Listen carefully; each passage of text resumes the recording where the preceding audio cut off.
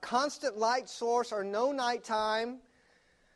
Also, where the skeleton requirements for bulk and strength were definitely less. So like a lower type gravity environment, and some place where our reproductive cycle was so different that that it was a cycle that an environment that cycled every 28 days.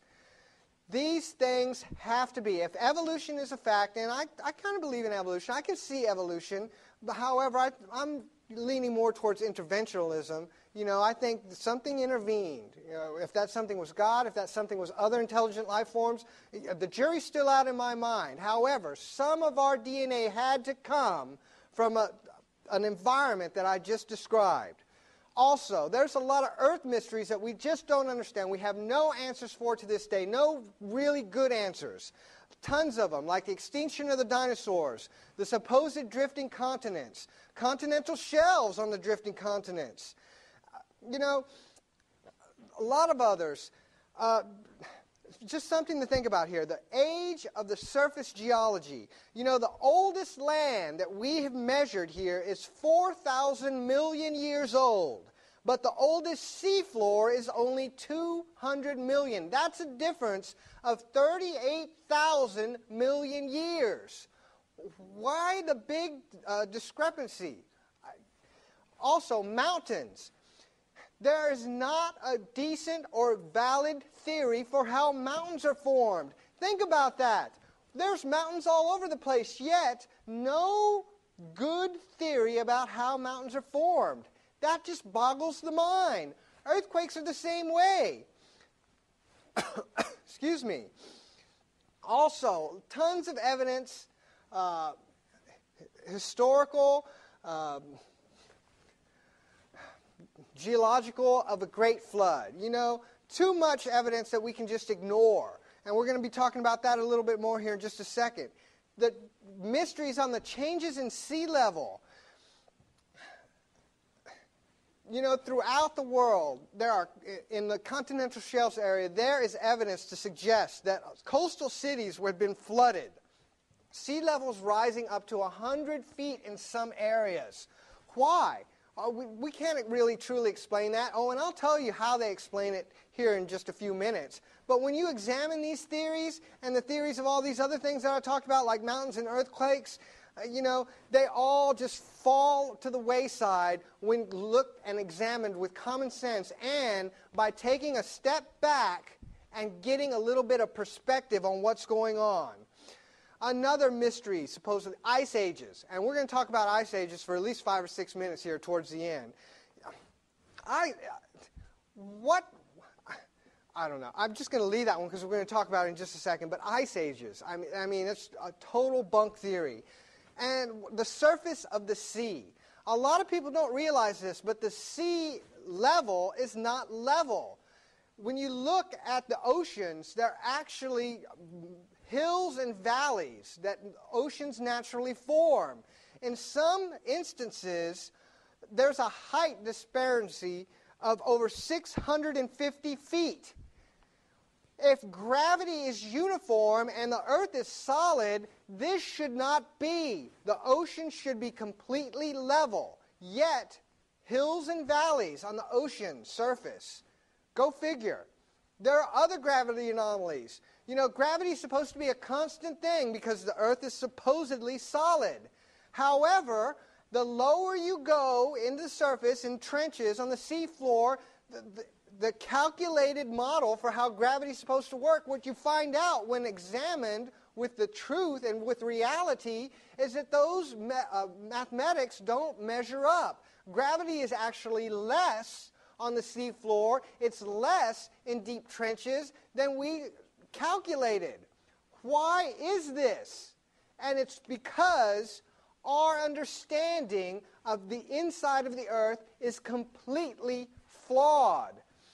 The earth is not a solid body. As a matter of fact, no round planets are solid. If a planet is round, it is naturally hollow because there's a force called gravity that we're going to examine in great detail in the next couple of weeks that hollows out planets. Now I know, right off the bat, that doesn't seem to make any sense to you, but when we examine this, when we take a close look at how gravity actually works, what you'll soon discover is that gravity actually hollows out a planet. And like I said, in 2 weeks, we're going to jump all over that.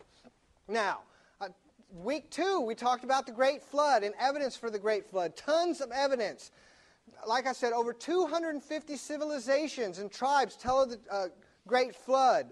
There's animal remains in pockets all over the earth. Remains that there's no plausible way that they could have happened like this. Hundreds of different animals, and not intact, in small bits.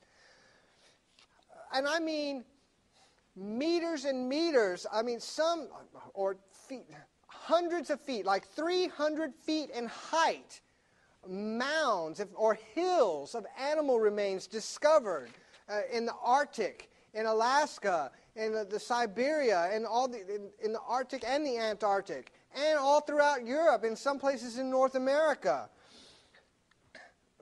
Fossils, you can look at fossil evidence and show that there was a huge or tremendous flood that happened. Folks, fossils are not the result of normal conditions. You know, when plants or animals die, they decay and they turn into dust. You know, the insects take them, they're exposed to the elements, they wither away, and there's nothing.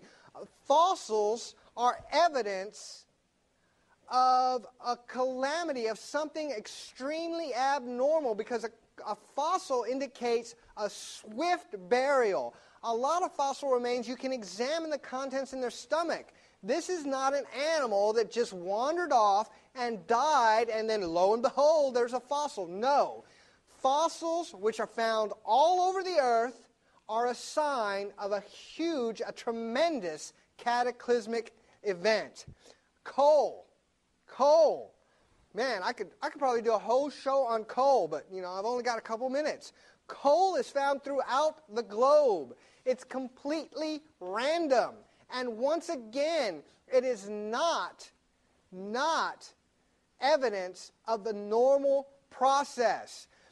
It takes, folks, about 25 feet of plant material to make 3 feet of peat, and about 35 feet of peat to make 3 feet of coal.